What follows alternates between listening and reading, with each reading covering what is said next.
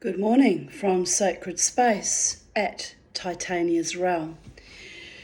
It's 11:32 a.m. on the 13th of February 2024. Bit wheezy this morning, not sure why. But I'm alive and I'm kicking and I'm cooking on gas, literally, and not long been out of bed, slept in a little bit this morning because as usual I was up. The last 2 nights it's been about 4 times a night, which is a lot better than it was, by the gods. But yeah, I'm just exhausted from all the other nights when I was up more frequently. So I'm sliding through life gracefully and as gently with myself as I can, and skirting another chesty thing by the looks of it, although I hope not. It might just be a bit of aspirin. It might resolve itself. I've nearly run out of Ventolin, so I've got to make an appointment with a GP and get some Ventolin in case I run out and need it desperately. My asthma's actually been quite good in recent months, surprisingly. So, but yeah, with all the fluctuating from heat wave to cooler temperatures up and down, knocks my lungs around. But then everything knocks my lungs around. Life knocks my lungs around. So I'm wearing my witchy gear today. I'm feeling witchy and delightful. And the magic must happen, people. So today's readings of even date is titled Forest Dwellers and Legends. And speaking of legends, here's one we prepared earlier.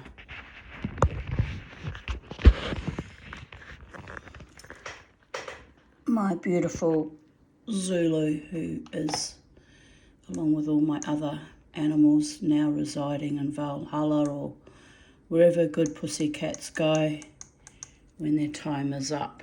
And that photo was taken on the 13th of February 2012. And yes, you've heard my stories about Zulu who preferred the company of men and would run away, and at one stage ran away for 4 years. Came back to me when the old man got pushed into a home and he was abandoned, so he remembered his dear old mother then. But anyway, I welcomed him back after yelling at him for about 6 months because of the stress he caused me. But I did take him back into my care, and then eventually he died of a paralysis tic, which was bloody awful. But anyway, here we have it.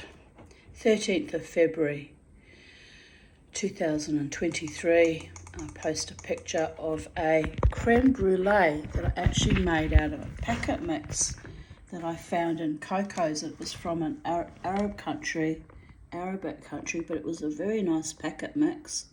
Turned out very nicely. I looked at it the other day and I skimmed through this and I thought, what the hell is that? And I realised it was the creme brulee.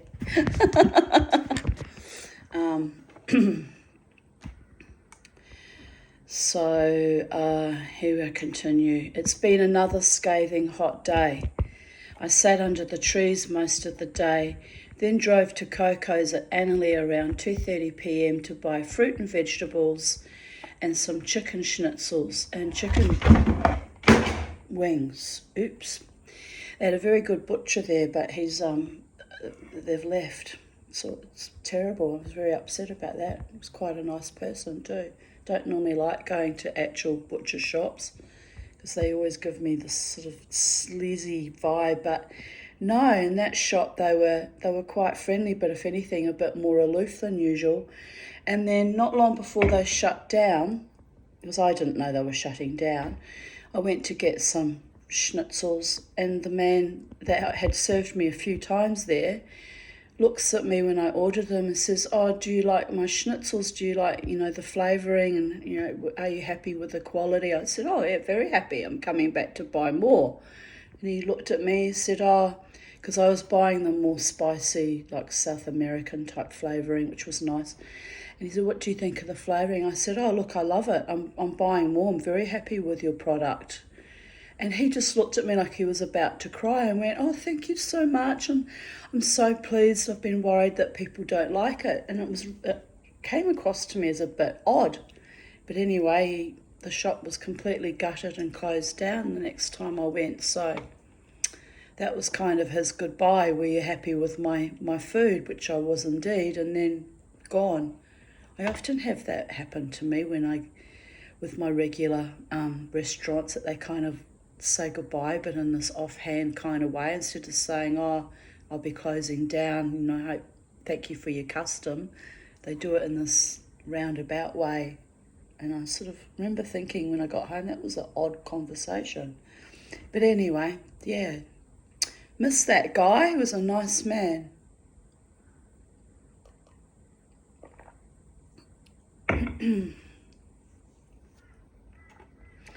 People in the store were super friendly and kind. It was lovely.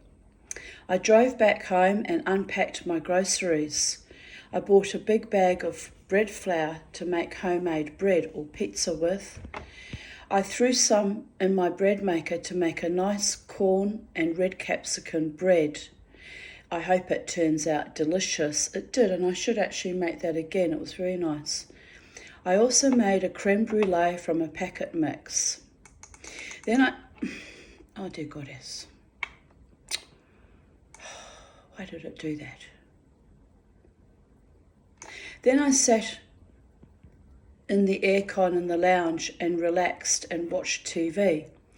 I have a sense of anticipation, now 6:26 p.m, like some unexpected but pleasant surprise is coming my way.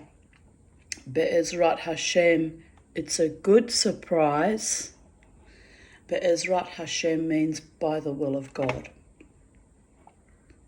So, I am a Jew and a witch and a shaman. So, I'm a very complex character.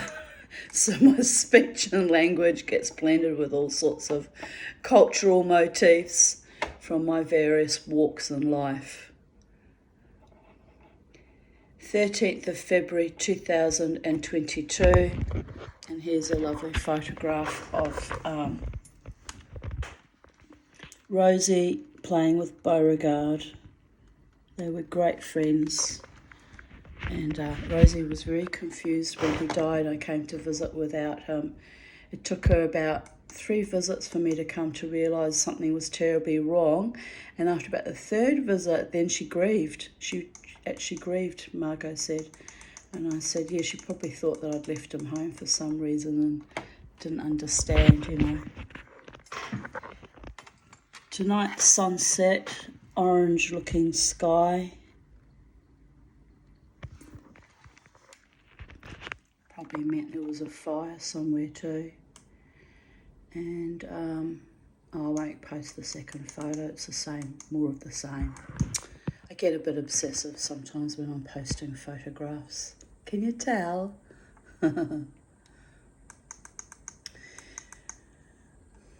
13th of February 2021. Today's date is both a palindrome and an ambigram, which means you can read the date from left to right, from right to left, and also upside down. And it says 12/02/2021, and yes, it does read both ways. Amazing.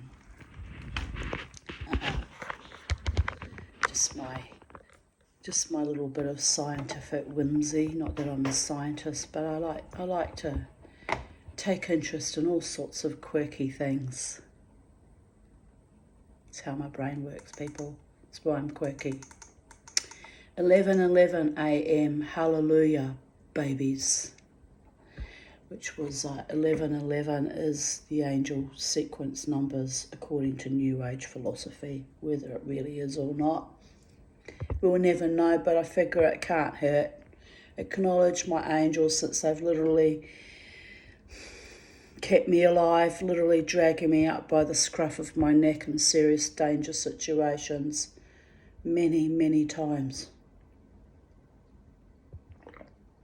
You'd think they'd be a bit proactive and preemptive and tell me I'm about to enter a dangerous situation so they don't have to rescue me by the scruff of my neck. But no, they seem to want me to have these awful fucking experiences so I can talk about what champions they are for rescuing me, right? I know I'm being sarcastic with the angels and I'm skating on thin ice, but it is how it is, really, seriously.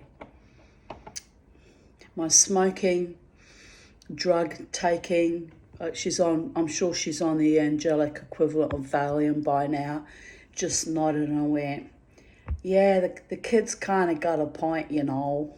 I don't know why she has a shitty American accent, but work with me, babies.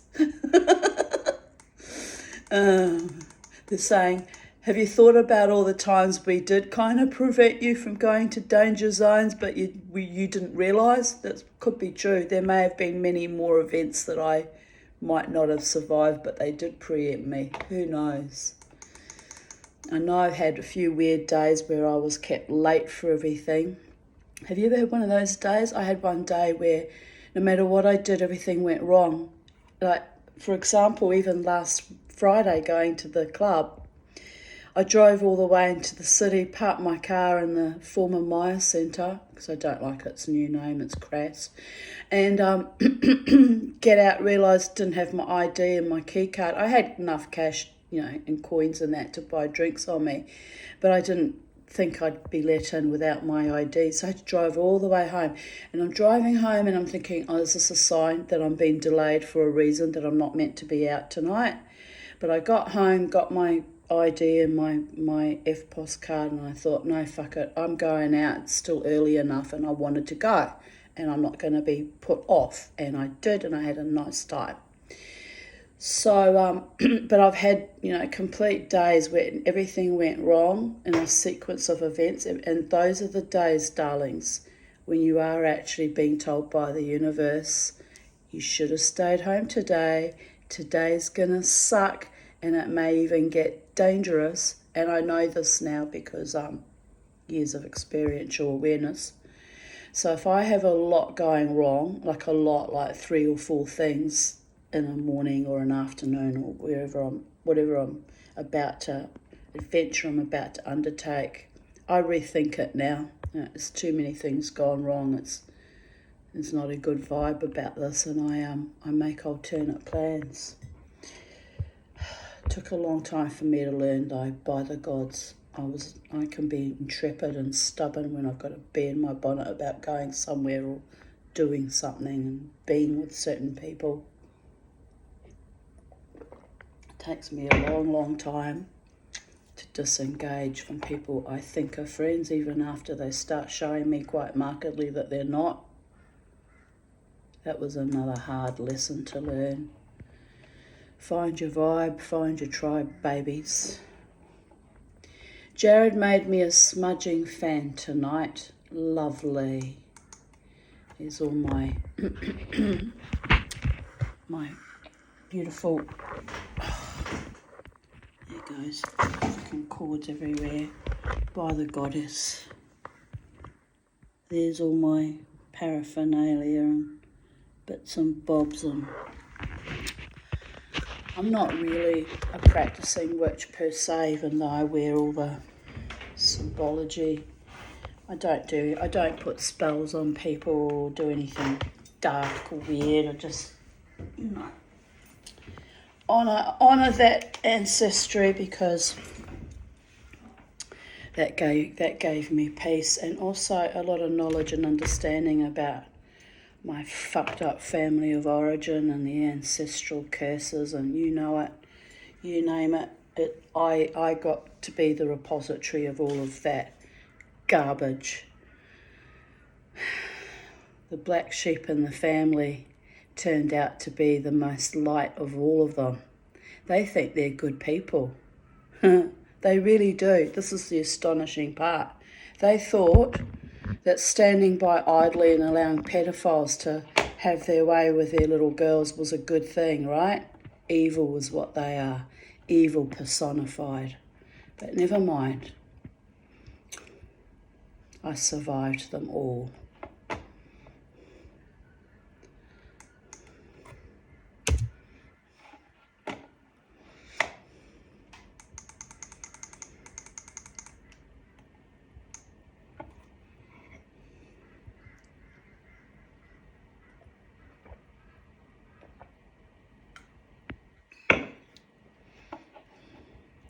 February 2020, 3:38 p.m.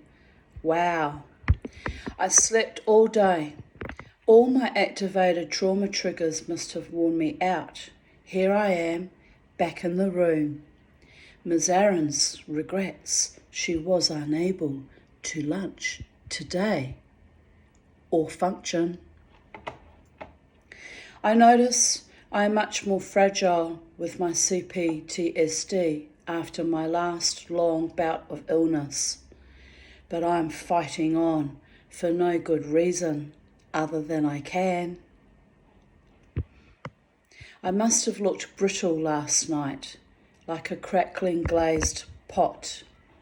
I thought I spoke well and with compassion, even for Case, with his complete evil towards me as a child and as a young woman. Where does it end? No doubt with my own death. The ghosts of 13 million that died in those camps haunt me, but demanded I speak for their continued memory. Good people, innocent people who were slaughtered for no reason. But they know the danger is imminent again, and we must survive again. Time seeps like sand between my toes, becomes ever more precious and valuable. My lungs daily remind me that I am running low on it. My nervous system frequently overactivated as I fight to stay alive to bear witness to a better future for all. Animals, human, earth. Interconnected, interdependent, hopefully joyous. It helps to be a little bit insane and a little bit too idealistic. Life goes on, with or without me. My mother used to ask me, "Why does your head always have to be on the chopping block?" in reference to my eternal victimhood. Because my head and heart is full of dreams, of love, of painful, ridiculous hope, of laughter, both joyously natural and at times cynical and sardonic, of courage, of vulnerability, of great power bestowed by the gods in their little trickster, almost Heyoka way, as I am always clumsily klutzy, but gutsy and stoic. Fuck it all. In 5 years or 50 years or 1,000 years, only the internet will remember my name, my struggles, my thoughts recorded for eternity in the ether. I don't matter, but I am matter. We all matter. To the Holy One and to our own hearts and minds. Our souls soar untainted by the filth of physicality and our clay feet that drag us to the ground. Hair flying in the wind, mouths sighing or singing or variously screaming. Feet holding up our stoic frames that stumble in the mud. I had a weird realization about the rock I brought from Mittelbau-Dora, and described how the prisoners threw one down into the mud each morning and night, in and out of the tunnels, so less men were shot for slipping and falling into the mud, and a path was formed over several weeks or months. Well, when I stepped outside the home of the hosts, their front path was made of concrete squares, each one surrounded by beautiful, white, large gravel which gleamed in the night's rain.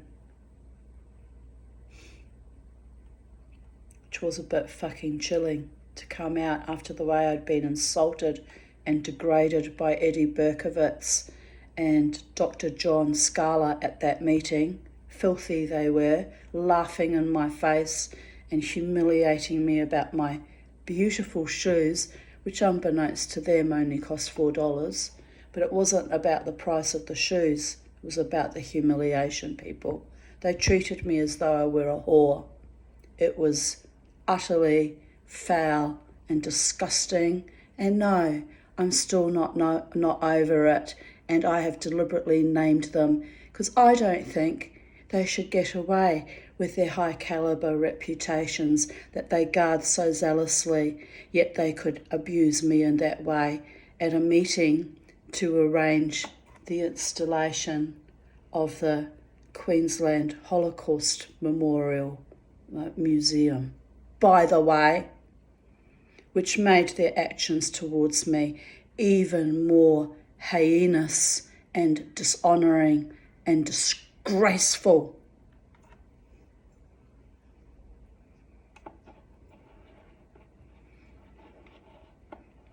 You've made a very bad enemy of this little Jewish witch, because I will take that fury with me to my own grave, because the truth remains the truth.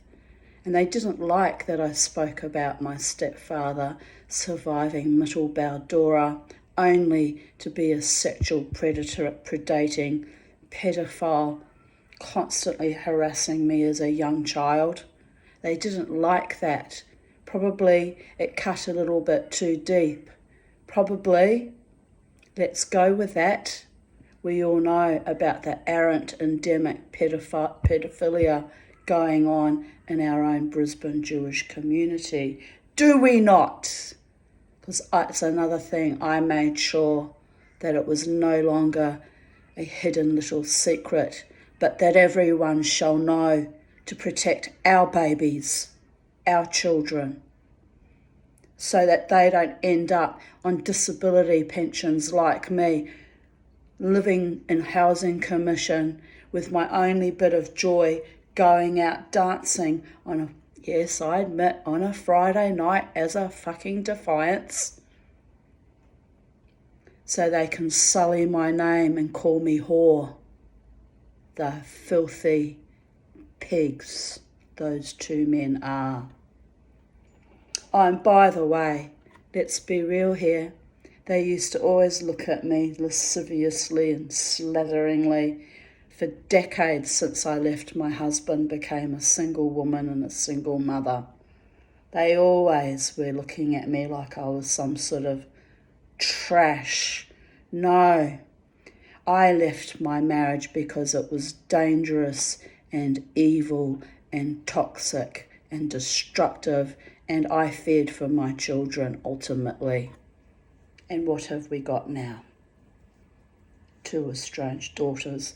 So I should have left them with those bastards that had no respect for female forms and female minds and female souls, that undermined them, even undermining my elder daughter recently, putting her down,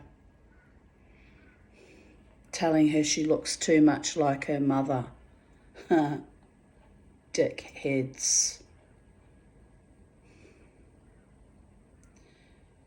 I've got this thing come up. I've got to work it out. People. I'm sidetracked now. I've just paid for It cost me $63.99, which is a lot of money for me, really. But I decided to pay for actual virus protection for my laptop. But now it's on my phone, but I have to somehow work it out and transfer it to my laptop, because my laptop doesn't know that I now have paid for actual protection, and so I've still got no protection even though I've paid for it. That's enough to grind my gears, but I'll have to work that out later and try and resolve that. I'm sure there's a way of doing that. I bought it for my laptop. They must have thought it was for my phone. It's just nuts. Anyway, I'll fiddle with that later because I'm in the middle of our YouTube videos, holding on to my valuable, preciously guarded truth.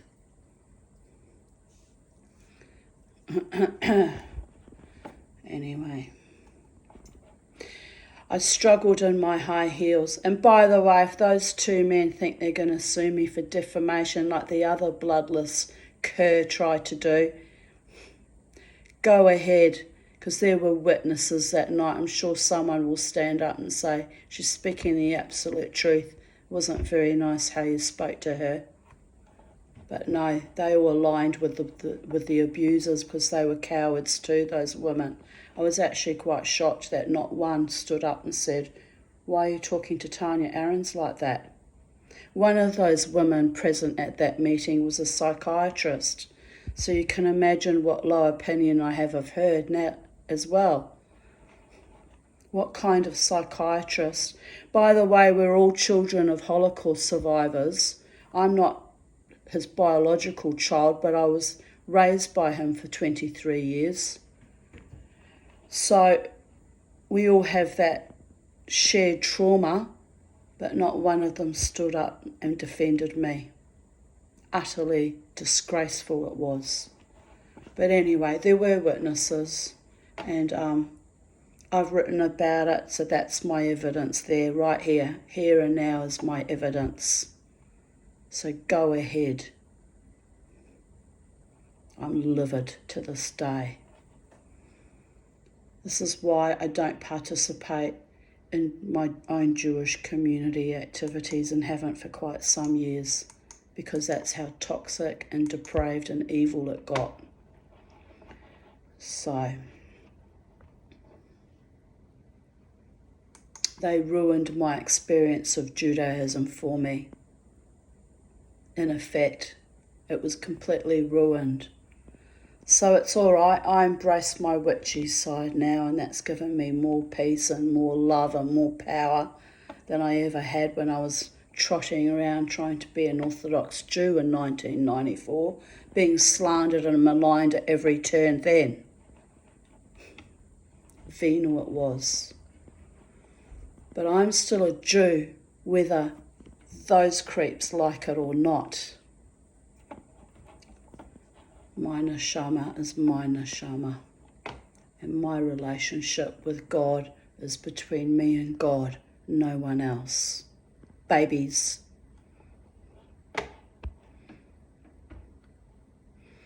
I struggled in my high heels to step carefully on each square until I made the front gate, but in the dark and rain I could not find the latch to open it. I hadn't been to their home before, so I didn't know where the latch was, which was awkward. I just wanted to get the fuck out of there and run at that moment in time. I couldn't wait to get out of that house. And the people that, the hosts, very nice people, their son since died, sudden death. He was a pilot. So they've paid a terrible, terrible price for following the government regime, lost their son. And I do feel sorry for that. That is appalling. Appalling that they lost their beautiful son. So, but at that moment in time, I was deeply traumatized and just wanted to escape, right? After the viciousness. Not the host so much, although the wife did belittle me about thought I still lived in Logan, was looking at me all condescending and vicious. I said, oh no, I've upgraded since then. I've lived in Holland Park for 20 years, darling. Oh, the snobbery and the... Anyway, it doesn't matter now. They've lost their son. So any viciousness showed towards me is of zero consequence compared to that. But don't forget, I know exactly how awful and condescending they were to me.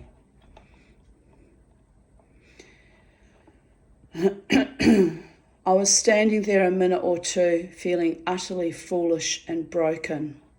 I abhor helplessness, find it embarrassing, rarely accommodate it. I am no victim. Until one of the men came, and I had to ask him to open the gate. He too struggled to find it in the rain, so I felt less crazy and helpless, wanting only a dignified, peaceful exit.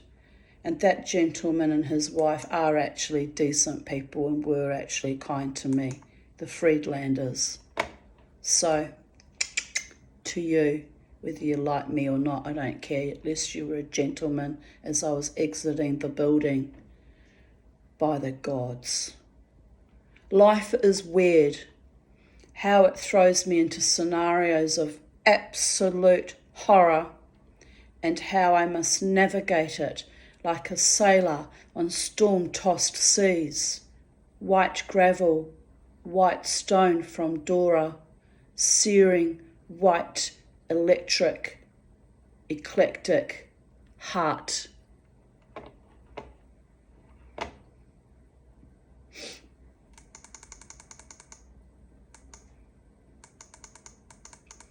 Here I post an article, Women in Mental Health Wards at Risk of Sexual Assault, by abc.net.au.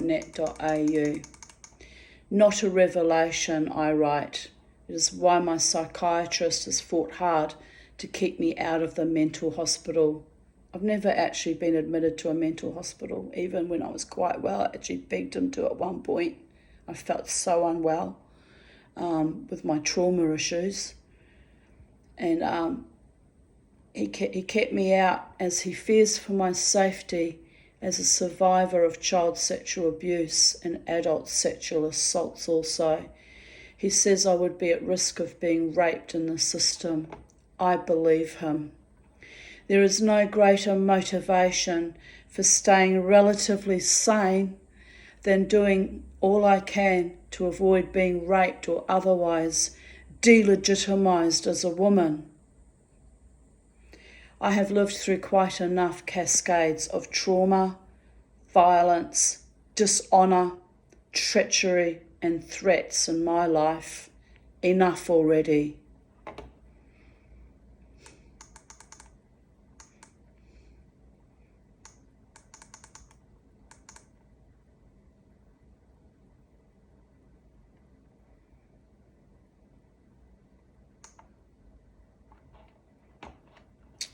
This must have been in response to an article or a meme, but the meme's not there, so it must have been taken down for whatever reason, or I forgot to post it. But I write here, and I don't know who she is because the meme's gone. But this is my comment here. She is right that war is hell. All wars, even the war on child sexual abuse survivors, under attack by other survivors, the children of Holocaust survivors, myself included amongst them, but othered due to my blunt, shameless, raw honesty about my poverty, my abusive, violent childhood, and my inability to succeed in real-world applications. I felt scorned and derided. But feelings pass, the horror passes, and what is left? The transparency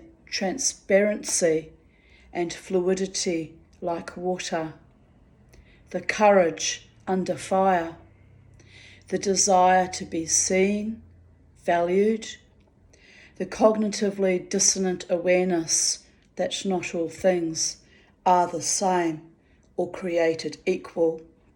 Pardon me. That trauma is not always a shared experience. That some succeed against all odds under extreme circumstances, while others, like myself, stand as a glaring example of how much hate there is in the world, even amongst survivors. Be authentic and watch bits of yourself be deconstructed and held up to deep, unabated, bloodletting criticism.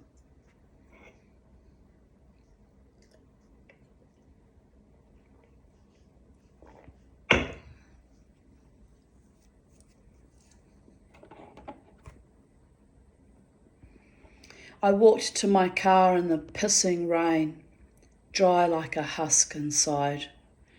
The rain soaked my desiccated, brittle heart.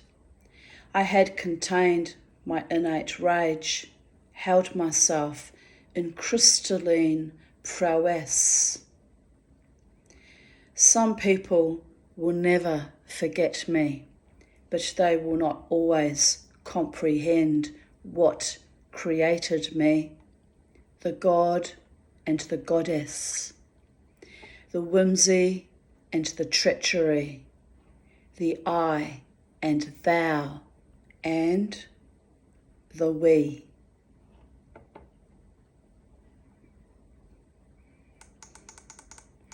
Anti-Semitism is on the rise.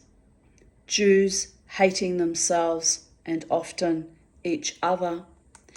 In an apocalyptic world where genocide is still prevalent and modern viruses are claiming us, and the social construct disintegrates into fear of death, which sooner or later finds us all anyway, regardless of race, creed, or social status. Fuck. Sometimes I wonder what I am fighting for, even a failure at suicide. It's utterly ridiculous, all of it a dystopian, myopic, microcosmic shit show. But I showed up, represented the men who lost their lives in Dora, was doubted, the disdain, a seepage of pustulant horror. Because of my $4 shoes or my life? There's not enough drugs in this world can cleanse that. Not enough psychiatrists in one room can analyse that. One man held my gaze, watched me like a bacterium in a petri dish. At times he seemed paternalistically encouraging. Was he an ally or an enemy? One never can tell when one brings her significant truth into the glaring light. I was laughed at when I stated that I was not there for therapy, but would indeed be in therapy for the rest of my life, courtesy of the Australian government. A son of a survivor of Auschwitz, I named him earlier, so I won't be naming him again. He knows, you know, and I know how disgraceful that was. Who hates me because of my decency and my freedom, my defiance, my raw honesty, when I was scorned for being a victim. I laughed too. I laughed because I was pilloried by monstrous idiots again and again. But I am older now. I survived. I was not cared for or respected. A rape victim. My only success? Shoes. Scratches my head. My real success? Standing up and being counted. Alone. The irony that I was disliked for my shoes. Things that represent standing up on my own 2 feet. Even my stilettoed, inappropriate fetish for teetering on the brink, falling into and out of the abyss. Abysmal, but fearless. Faithful to my Jewish God, I am not sure I believe in anymore. That's not strictly true, is it, people? I still believe in God, whether he's Jewish or whether he's much, much bigger than any tribal affiliations remains to be seen, but I still believe in my weird, witchy, shamanic ways. I still have a relationship with the I and the thou. So never, ever fuck with the Tanya. Just saying. Boys. And I will refer to them as boys because that's how they behaved. Like very badly behaved little boys who frankly needed a good sound spanking. But I'm sure that will be dealt with at the appropriate time in the next dimension when they face their maker.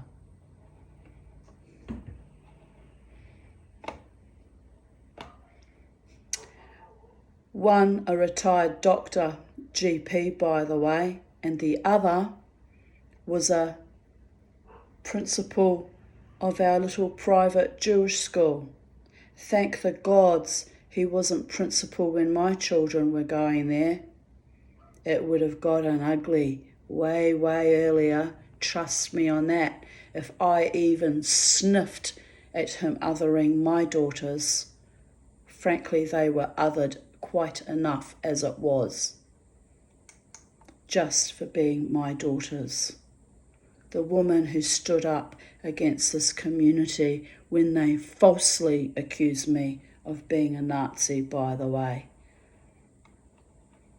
That's where some of the hatred started, and that's where it ends, because they were wrong, so wrong, in more ways than one, darlings. This community that destroyed the careers of several rabbis and then tried to blame me for it. The chutzpah.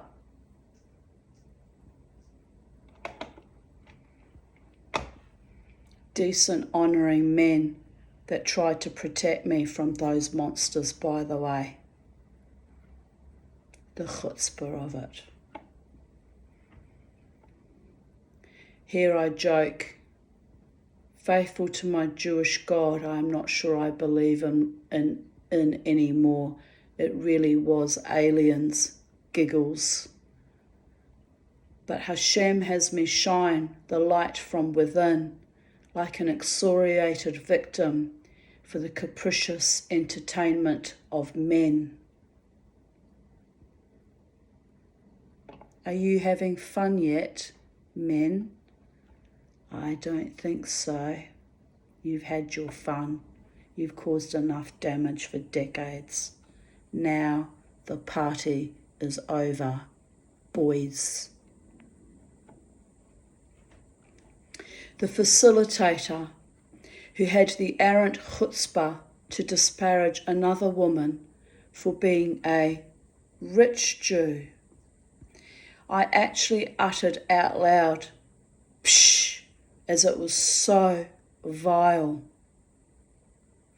Attack me for my sexuality and shoes is one thing, but attack another woman for her wealth in a room full of extremely wealthy, successful people? What kind of surrealist psychodrama was that? I mean, it really was psychopomp, wasn't it?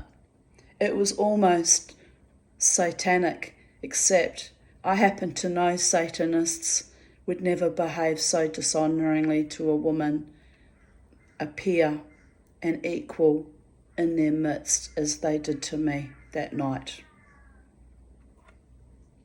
Most Satanists are actually very fine people, nature-loving, child-protecting, animal-loving.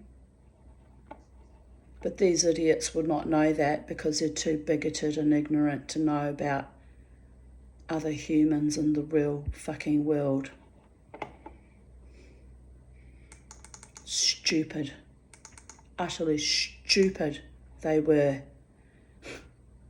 With all their degrees and all their wealth, as my psychiatrist said, they behaved like bored rich people and used you as a target for target practice. Straight out of Bohemian Grove. I'm lucky they didn't make me run through the forest and use me as literal target practice. That's what it felt like. It was that perverted and evil. And all I did was stand up in my truth and integrity. They must be really afraid of that, by the way. Any human, woman, man or child having truth and integrity and being willing to stand up and stand by it and hold their ground. That frightens the fuck out of them. Dreadful. Dreadful given all their family had survived the Holocaust. Utterly dreadful.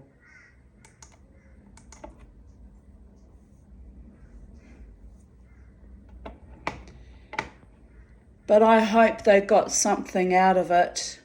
I certainly did. Schlocky shock treatment. Cheaper than ECT.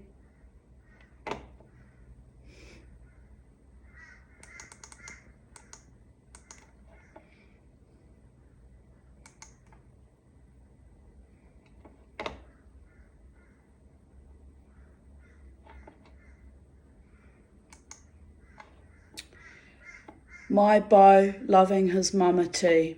The rain means he's been housebound with me, so he's a bit stir crazy. Love him so much.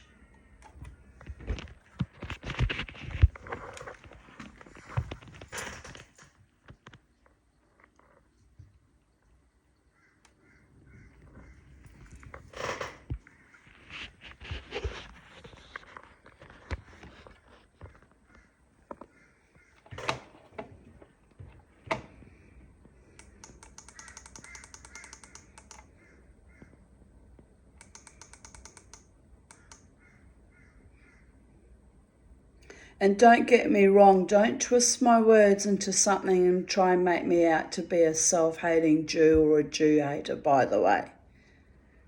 I want to remind you, there are people in my community that literally bought groceries and put food in my mouth, that literally bought me an air conditioner so I don't die in the heat in my tiny little housing commission house, that literally don't treat me like some kind of leftover dirty rag of vermin after being fucked over and attacked and strangled by 3 Jewish men, 2 Israelis. All right?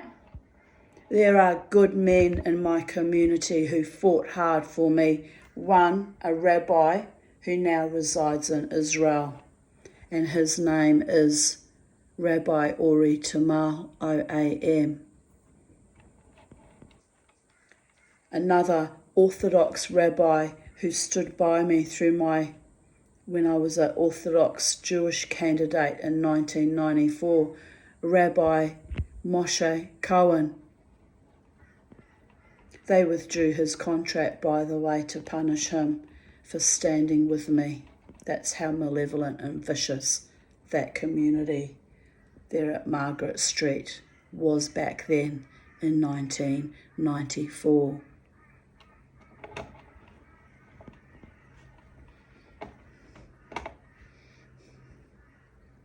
They started gunning for me in the last decade really, when I started advocating for and fighting against, advocating for survivors of child sexual abuse and advocating against perpetrators of child sexual abuse.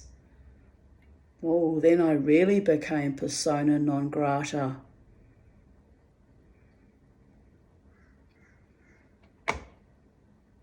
We all know why that would be, don't we? The covering up, the lying and the obfuscating, the cowardice, the shame and disgrace. My beautiful friend lies dead in that cemetery because her son was not protected.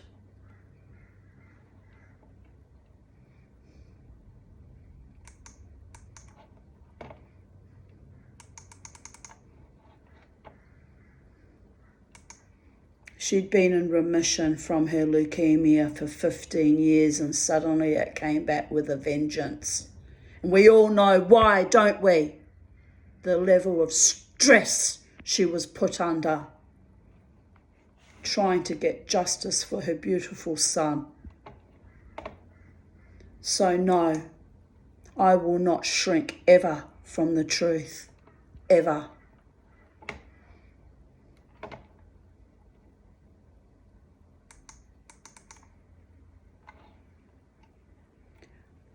Oh Socks, you were still a sex kitten, I wrote in 2020, but the photo is from 2017.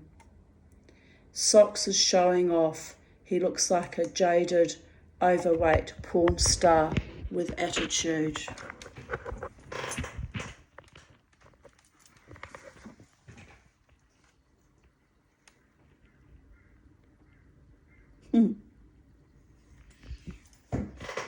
Here's a happy thought for the day.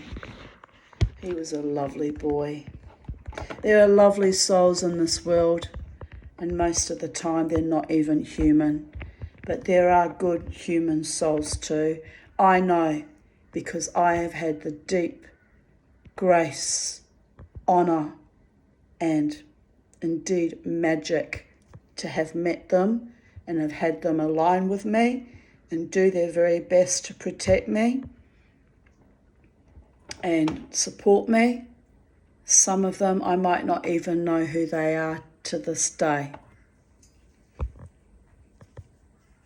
So whoever you are out there, my earth angels, known and unknown, from my soul to yours, and the Holy One watches and waits and counts each tear I shed and lifted me up out of more dangerous situations than I can poke a stick at, because of my courage and my decency, which also meant I was castigated, maligned, invalidated, betrayed, robbed of wealth, health, homes, business. But I stand in my own honour and light and integrity to the day I die. There's nothing more you can take from me, my enemies, except my very life. And having died many, many times, even surviving 3 strangulations from 2 were Jewish partners, I have nothing to fear of death. It visits regularly. I dance with it regularly. I pay honour and obeisance to it regularly. For in truth there is no actual death. We just simply shed this physical form and move on. But for someone who has literally been attacked and almost died many, many times, I am a living miracle just in that alone, that at almost 59 years of age, I'm still alive and still holding my ground on planet Earth in Brisbane, Australia, and still cleaving to my truth, my honour and my integrity. So all my enemies look very, very small and pathetic and weak indeed compared to that.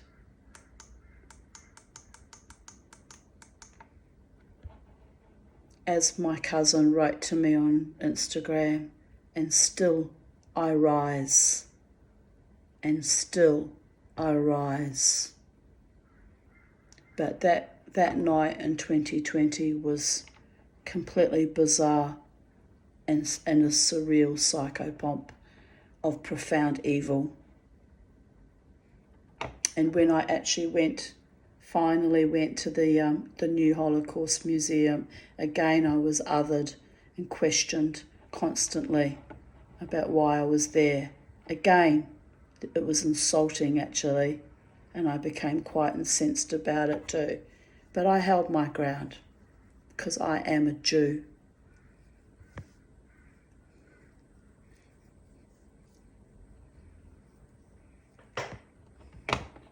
And my daughters are Jews, even though they don't practice anymore either. As they said to me, why would we bother with that after the way we witnessed our mother being treated for decades? Indeed, why would you?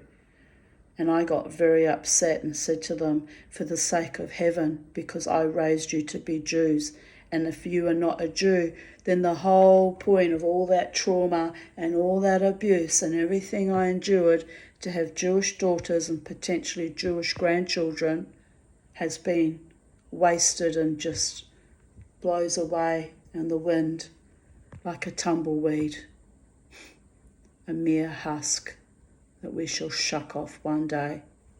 Our entire life and identity blown away, ashes to ashes, dust to dust. But now there will be no grandchildren, which I'm sure my enemies and the Jewish community will rejoice in, that my line stops with me, since they fully endorsed the last COVID epoch regime and the penetrations of strange substances. You killed my grandchildren for me. I hope you're proud. But don't worry, you also did it to your own progeny too. You fucking idiots.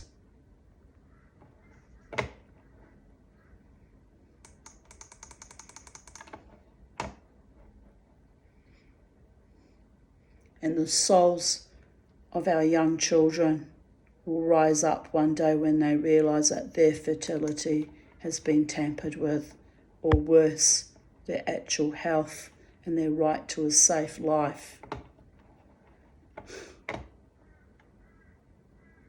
It's outrageous. And I must stare at the grey neighbourhood, the grey people, the shucked off husks. Well, I am light, and I am fire, and I am power gifted by the Holy One in all manifestations. So I shall live out my life in peace and joy and in triumph, as I do every day, one fucking day at a time, one breath at a time. And from my lips shall always and forever spew the truth. And there's only one way you can stop that, but the truth is out there and can never be stopped. someone will take up the baton when I finish my time here on planet Earth. There will always be someone. And I hope that someone is watching my video and being inspired to hold on and cleave to your truth no matter what, and fight for it and defend it, because we need to clean this planet up. We need to clean house now. Too much desecration has been done to it.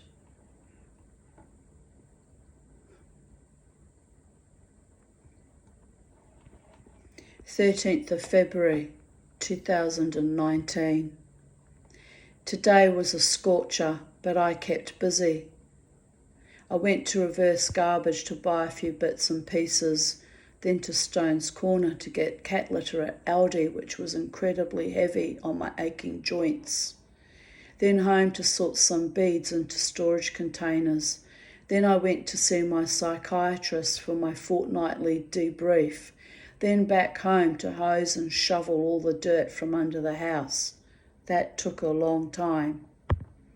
I watered the front garden after that, then took a shower to wash all the dirt and sweat off. I did all this with aching arthritic joints, by the way. As I say, never fuck with the Tanya. I can do superhuman feats at times. Even I don't know how I'm doing it. I feel utterly exhausted. Time to watch some TV and relax a bit before going to bed.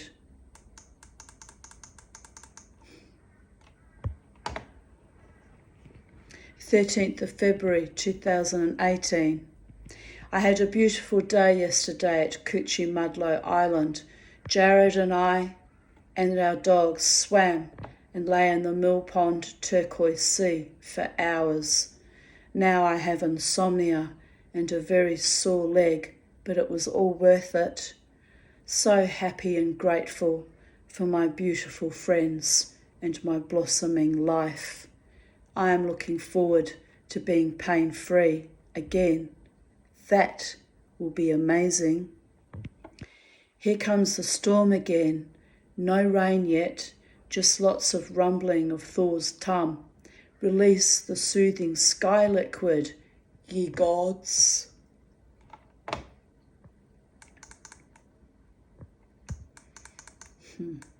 Here's some photos of Charlie, who I've put outside. I might have to bring her back in because it looks like it's going to rain.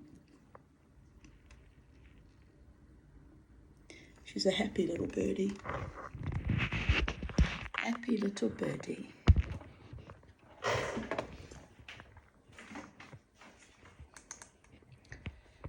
Beauregard is happy I am home.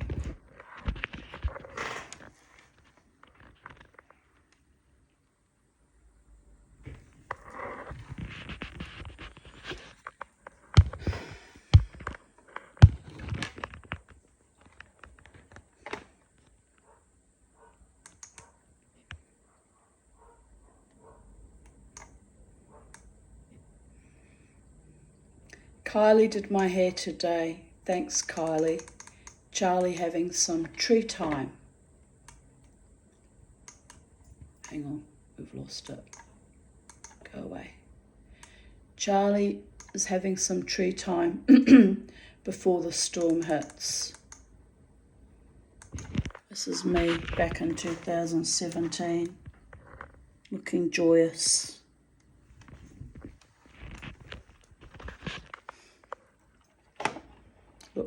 I actually look quite bloated in the face there, don't I? I suppose. No, I look pretty much the same now, only older. 13th of February 2017.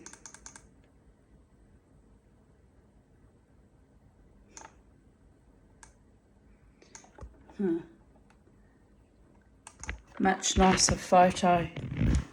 Socks pretending he likes me. He did like me. He loved me deeply, that pussycat.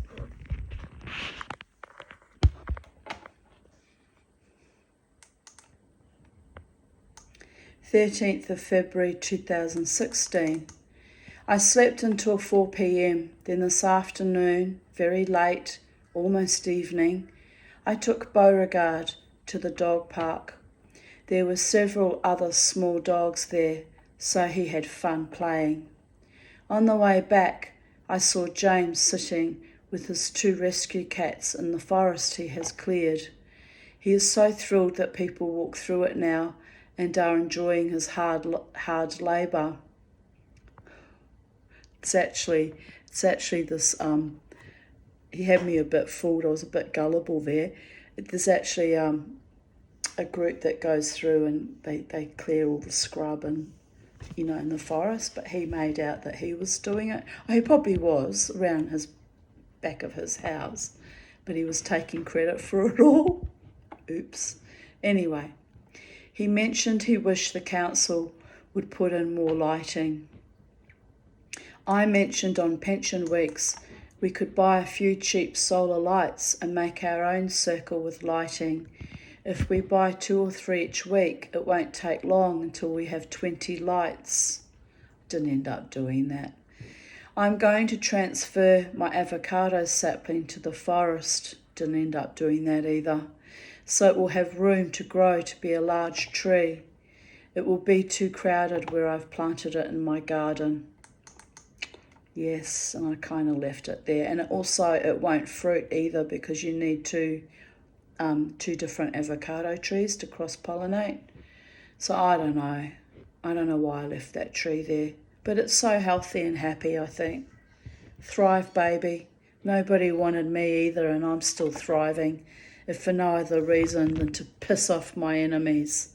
So the avocado and tree and I are simpatico. Neither of us are fertile, and there will be no progeny. But in the meantime, we'll carry on and fucking thrive. James, who has his own mental health issues, told me how the trees talk to each other. I told him that has just been documented scientifically, that all of nature communicates. I told him how it is healing to hug a tree and give it our worries or ask for answers to our questions and let the tree take our energy or stress and take it down to the earth's core for healing and transmutation. I said it will inspire him. He was a very nice man. He actually gave me his address when he moved away from here, hoping that something would blossom between us. But I didn't pursue it. But he was he was too young for me also. He even introduced me to his parents. His parents just looked at me and I'm like nodding to them, kind of letting them know like, nothing's going to happen here. He's far too young. But he was a nice young lad. He really was. He then told me his idea for a sci-fi trilogy. I really liked it. He said he was waiting to do a computer course so he could type it and print it. I said, why wait? Handwrite it for now, and when you have the ability, type it and print it from your handwritten book. I said to him, authors like the guy who wrote stories like Peter Pan, and he interjected with, like Dark Crystal, wrote their inspiration by hand, then later got it typed and printed. So don't wait. Make that book and make those movies. I like his mind. Very creative, genuine, sincere, and community-minded. This is why people deemed crazy by mainstream society should never be written off. You never know what magic or power or generosity, what great works of literature, art or cinema lurk behind a damaged heart and soul. Love, love, love that I can be a motivator for kindred spirits who have been tossed aside like garbage. I love watching beautiful minds and spirits evolve and grow into their own authentic integrity. It is humbling and heartening.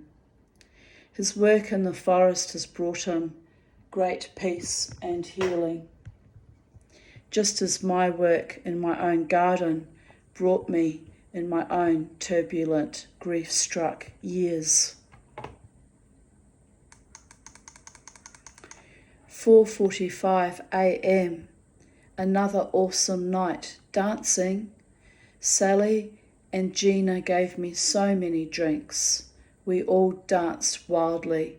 I had a fantastic time. I was given some lovely compliments on my outfit by several women. Unfortunately, I sat down on someone's chewing gum, so that ruined my wiggle skirt. I will have to find a way to get it out later today. I did, but now that skirt's too small for me.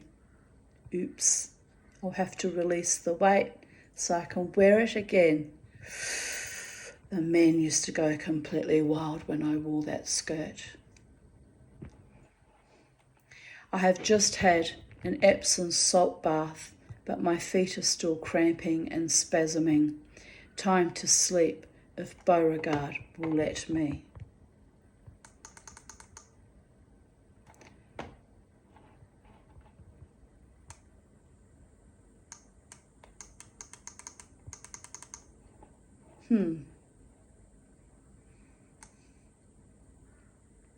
Yes, I was just, why I'm musing, a particular man went so completely wild when I wore that skirt with my corset and my fabulous boots. And yes, we actually, I don't think it was that particular night though, but yeah, we actually had a bit of a wild night that night, my former lover and I. Oh, Val, now all I have left are bemused memories and his haunting me at red lights in December, the twat. I mean, you have to laugh. It's not technically his fault. The universe keeps aligning and throwing him at me, and I keep giving him the finger and telling him in my YouTube videos that he's a twat, because he was. He was a vicious little twat too. Anyway, life goes on, babies. There's bigger and far more powerful and beautiful loves out in the world for me, even now, albeit platonically, but I know they love me. To my beautiful men who do love me and who I'm actually safe with and who treat me with deep regard and honour and respect. To you, my darlings. Never ever let the bastards grind you, me and us down, by the way. 13th of February 2015. 6:11 p.m. Up and at 'em, chest very tight, sore throat, blech. Should have gone to my doctor. Oh no, do not go near those people. Do not go near them. Huh. Oh well. My then GP that I was seeing in those days withheld antibiotics for me and left me for dead. So it fell upon my friend Jackie, who's a Bach flower remedialist, to send me Bach flower remedies. And my friend, and I call him a friend although I've never met him, from YouTube, Jim Carrington, advising me to take mullein tea to keep me alive, right? Without that advice from you, Jim, wherever you are in America, and my friend Jackie, I would not have survived June 2022. And I didn't yet have COVID either. So I was still quite astonished that when I finally caught COVID last October, that it was so incredibly mild in comparison to what we were led to believe, right? But I'm also astonished, but also probably lucky given how damaged my lungs are now.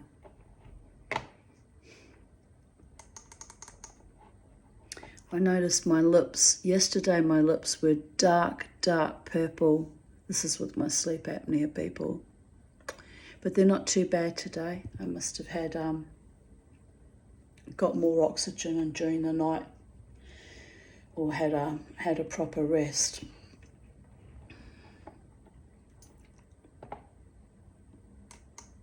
Slept all day, which means I'm well rested, but the sleep apnea plays havoc when I have a sickness on board, so feel a bit woozy.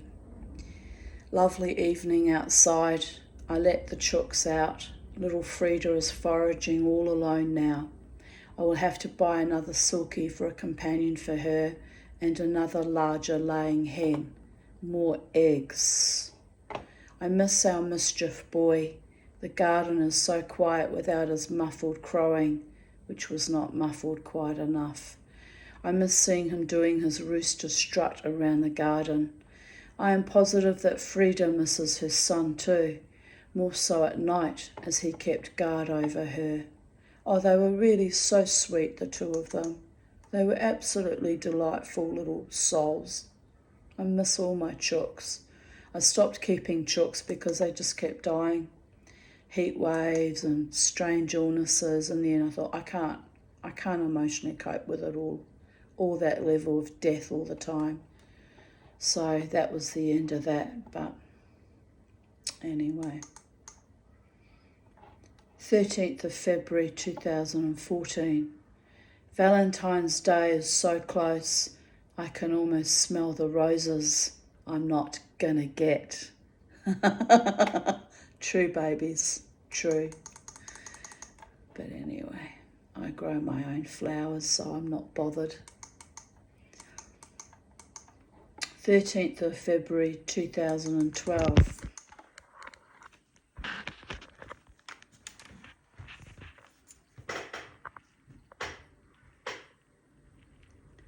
Miss Bella Rosa Aarons. Gorgeous girl she was too.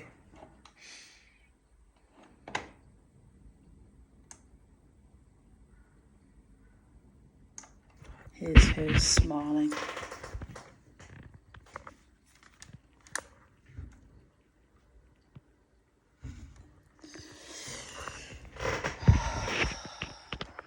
Seeping wounds, seeping old griefs. That's all I've got left with. That and my truth, which I will fight for till the day I die. Here's some lovely flowers from my garden.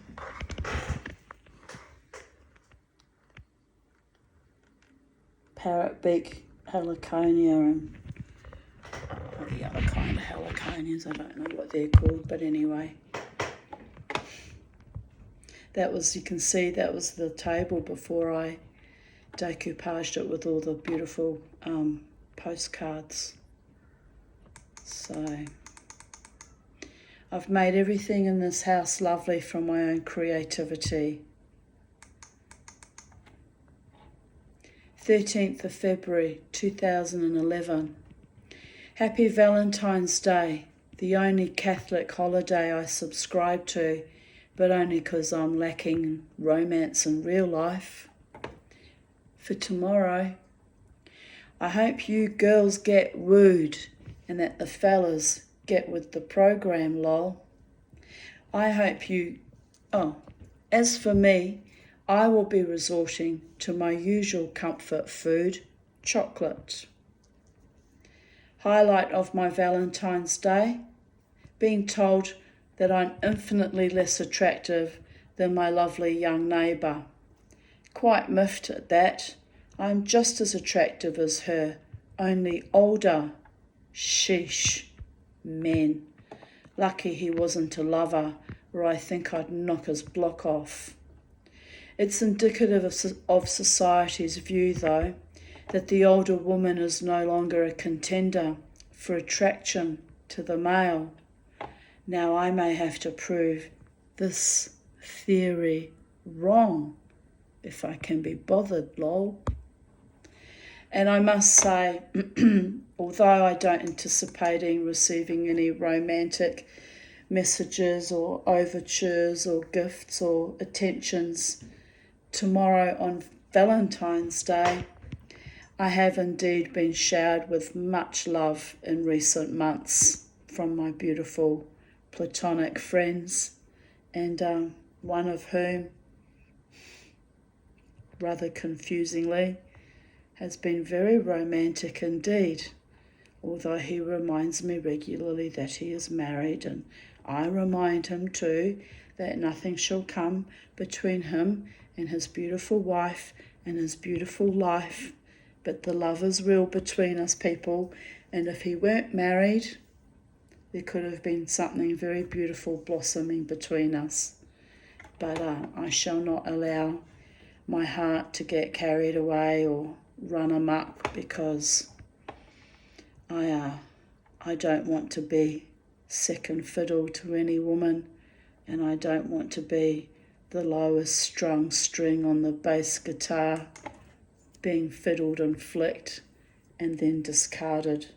I would not like that at all, and that's what happens when you become a mistress or an adulteress. Invariably you always come last, and I want to be prioritised and loved truly and deeply and honouringly for an enduring life partnership for the rest of my life.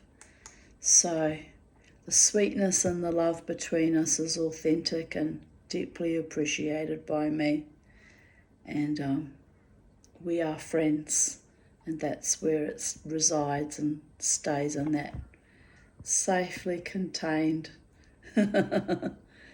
little paradigm. But I do love you, my beautiful one,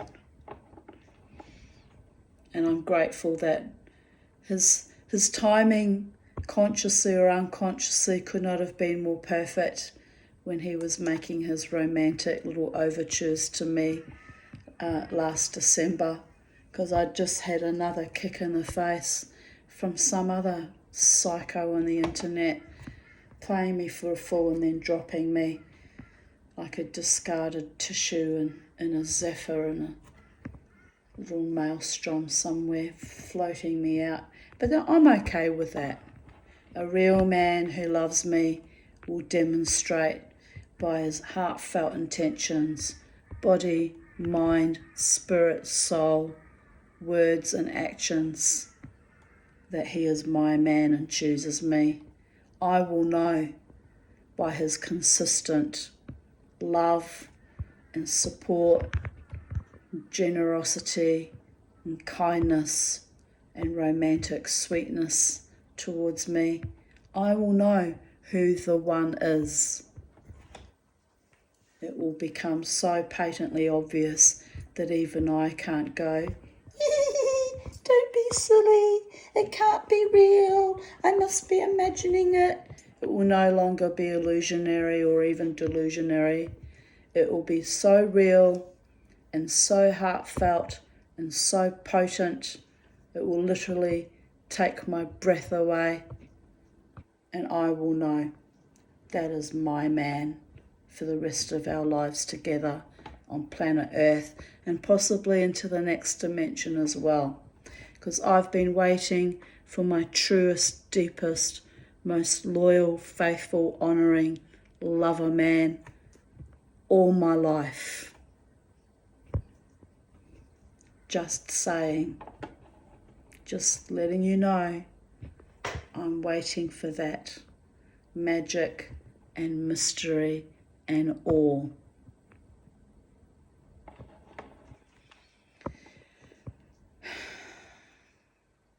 And I deserve that much.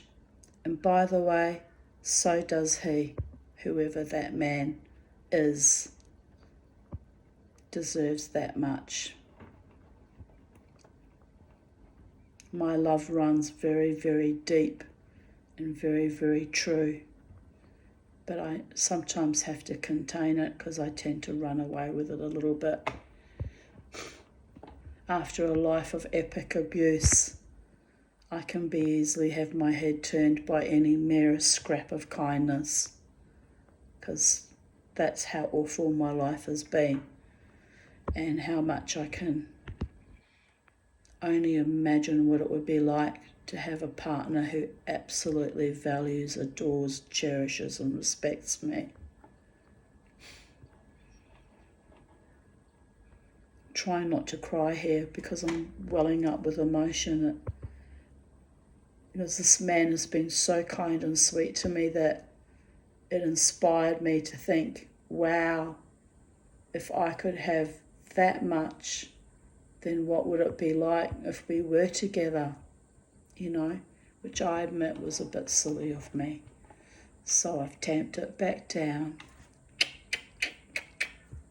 going to behave, but I am grateful. I appreciate you. 13th of February 2009.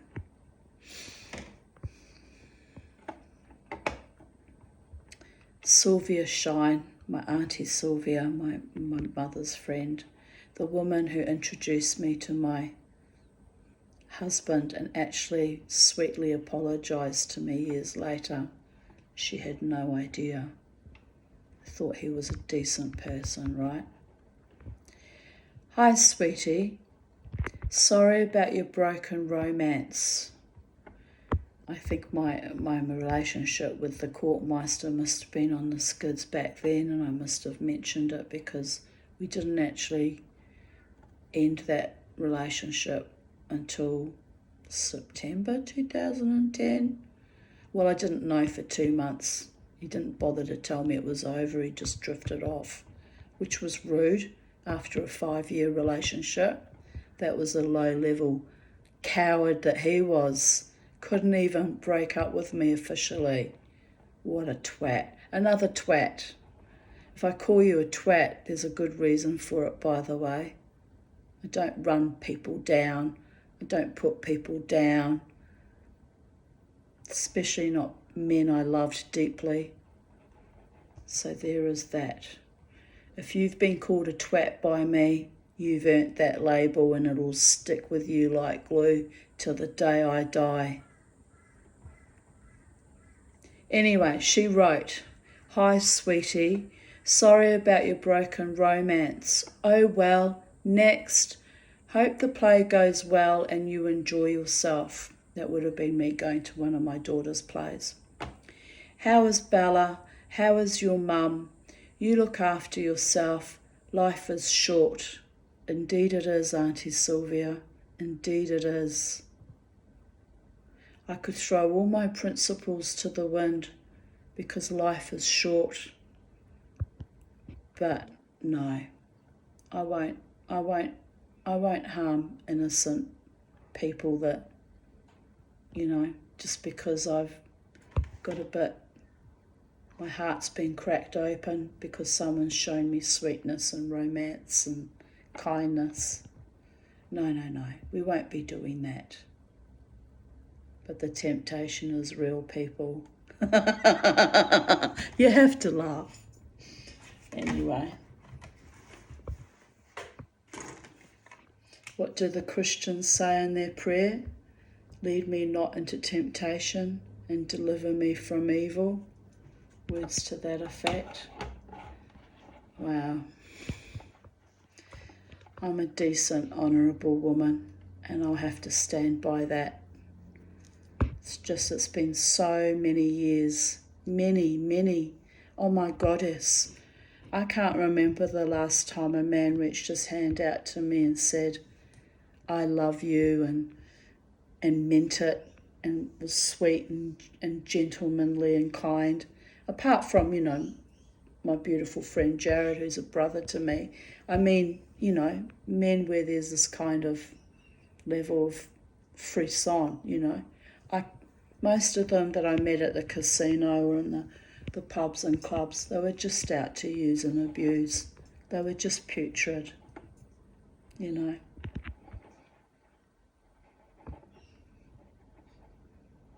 I mean, let's be real here.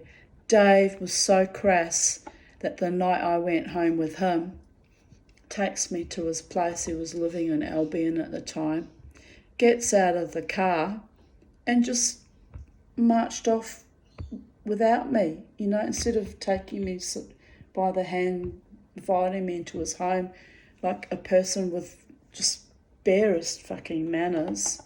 I tell you what, I must have been really fucking horny that night, or there must have been something between us, that I even went along and had sex with him after the way he was so rude to me.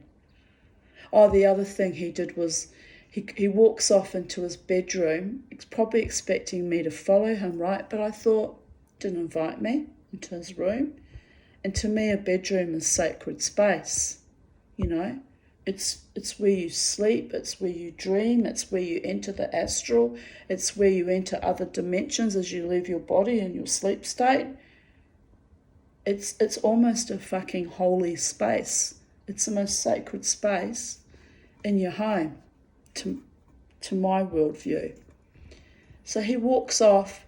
I remember I was quite amused by all this.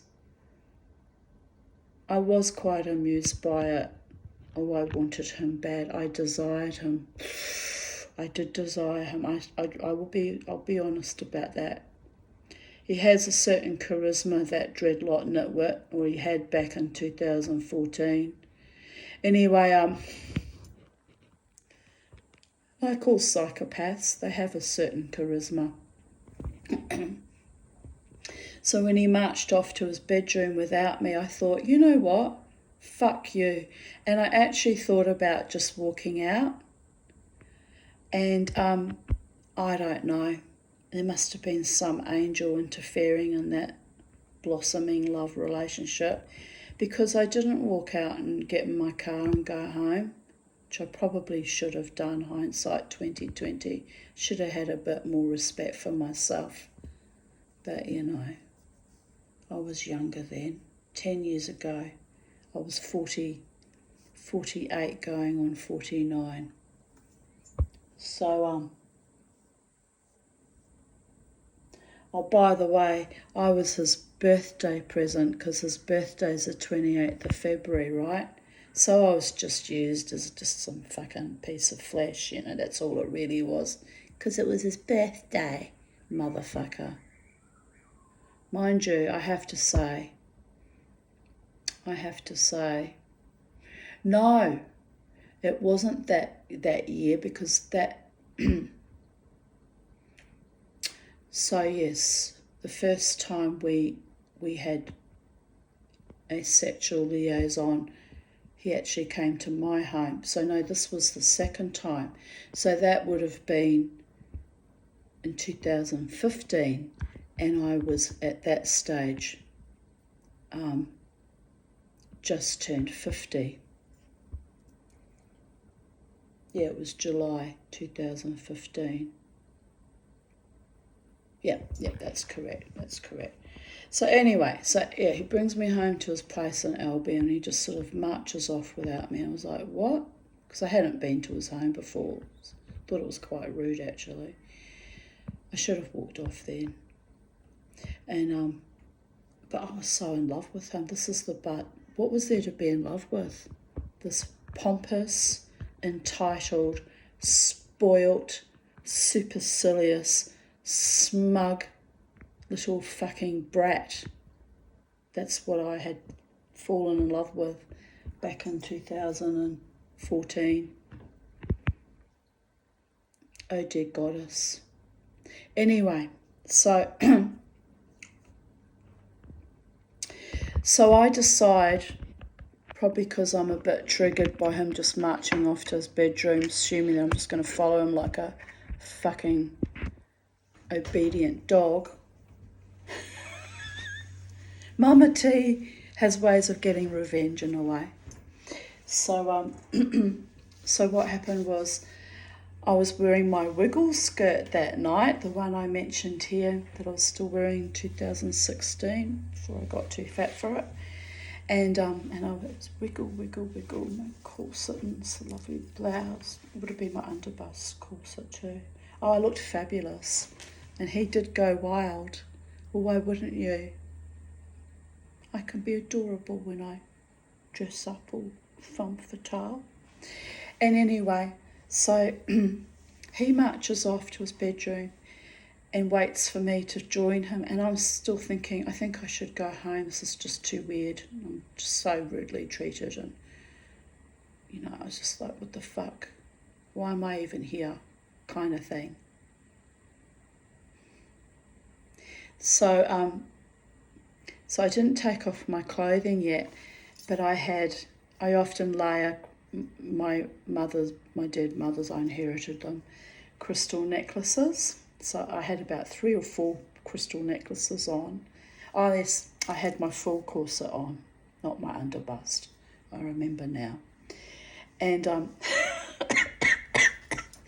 it's actually quite fun. It's all my regalia that I wear as part of my witchy, shamanic kind of thing, but it looks extremely sexy to the uninitiated, of course, darlings. Kill 2 birds with 1 stone. Anyway, so I had all my crystals and all my rings on both hands, fully armoured up, my bracelets. And so he was waiting in his bedroom for me to enthusiastically and bombastically throw myself on top of him with wild abandon. And I thought, no, fuck you. You've been cold to me, so I'll be cold to you, big boy. So I just sat in he had this reclining couch, this long leather, black leather kind of, looked like a psychiatrist couch. I said, is that where you debrief your friends, Anyway, it was quite bizarre actually. And so I sat on that, and very slowly I took off one necklace, and he could hear the chink of the crystals as they hit, the tables, putting them on beside it. And he's waiting, of course, probably getting terribly excited, waiting for me to make an appearance in his bedroom, right? And then, what are you doing? He calls out. I'm taking off my jewellery, I reply, which should have been a hint to him that I was pissed off, that he should maybe come out and say, what's going on here? So anyway, I take off another crystal necklace, clunkety clunk, and I just very slowly undid my necklaces and took off all my rings. Because I'm thinking, maybe I should go home. Yes, Tanya, that was the point when you should have gone home. You silly, silly woman, you. But love is the law, and I was in love. He wasn't, but I was. So anyway, and then I'd taken off my boots because my feet were crippling in agony, because I remember he commented, he said, I can see your bare stockinged feet. And I was like, yeah, well, my feet hurt. The shoes come off at the end of the night. Everyone knows that. Everyone. So anyway, he's like laughing about that a bit. But anyway, that was prior to him storming off to his bedroom without me. Anyway, I won't tell you the rest of the story because that's private and personal and between us, but I did actually join him in his bedroom, and we did have a fabulous time. So it was kind of defiant, angry, Viking, mummity, sex, which of course scared the fuck out of him. But he can't really complain. Hindsight 2020. He got what he wanted. Happy birthday, Dave, you motherfucker. Anyway, it wasn't long after that I attempted suicide, because it was just all too sadistic and awful, and I realised I had sold myself out for free to a man that was crass and cruel and unworthy of me yet again. So maybe Eddie Berkowitz is right. Maybe I am worse than a whore, because a whore at least gets paid and walks away with her dignity intact and lives in beautiful homes that she's bought and paid for by her own efforts, and doesn't languish all these years later with weird and quirky memories of shitty fucking men that never really loved me. So there is that. Auntie Sylvia writes, "We are 6 weeks off on our cruise. Looking forward so much. Keep well, write soon. All my love, Sylvia. 7 kisses." And on that note, Mama T, who stopped selling herself out to callow, cold, empty NPC zombie men. For 10 years, I have been celibate and asexual. Well, almost 10 years, what is it? It's 9 years almost, since 2015. Apart from that one that slipped base in 2018, which isn't worth mentioning because that was another betrayal in a way. So, yes, there's a reason why I, especially since 2018, the last paramour, why I switched completely off, and it's only in the last 12 months that I started blossoming again, hoping to find a truly loving partner, because I am not cheap, contrary to popular opinions of me, and I am not for sale, and I am not to be sullied or degraded or humiliated for my $4 shoes that they did to me back in 20 at that horrible meeting.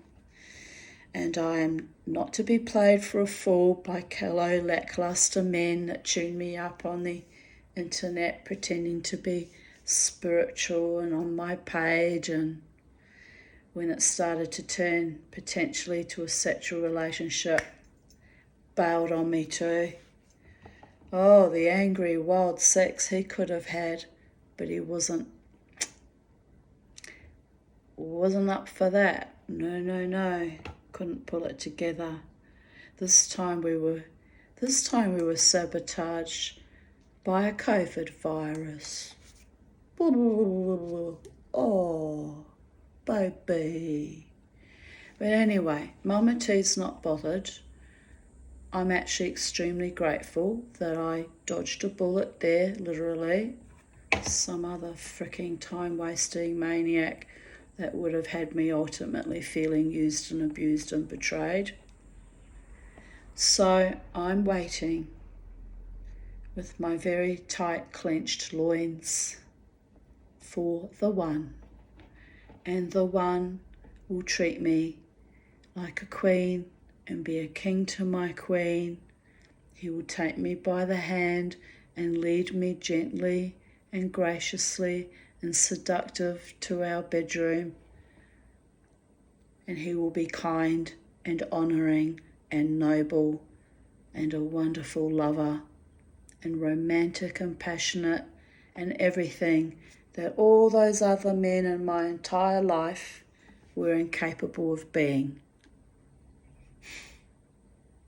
And it could happen, but it's not likely at this late stage of things, which is why I delight in the sweet romantic overtures from my beautiful friend. Just enough to give me a bit of hope that there's something lovely still waiting out there for me in the right time, in the right place, in the right circumstances, clean and clear, choosing me and only me by heart, body, mind, spirit and soul. It could happen, and I'm waiting for that. It's like waiting for Godot in the Thomas Becket play, but of course Godot never comes. But my God, my gorgeous, wonderful king to my queen is coming, because the signs are all there and have been there for the past 2 years. Although I was a little bit in denial about that too, taken a bit by surprise by all the sudden romantic overtures from men at the live wire bar at the casino in the previous 18 months. So, on that note, my sweet ones, my darlings, my truly loving friends, family,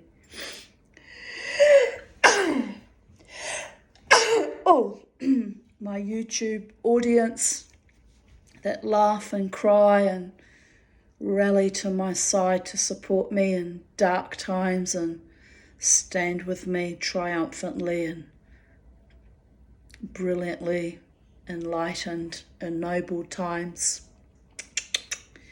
God's bless you, me, us all. May we continue our walk on planet Earth, holding our heads up high, triumphantly and defiantly. And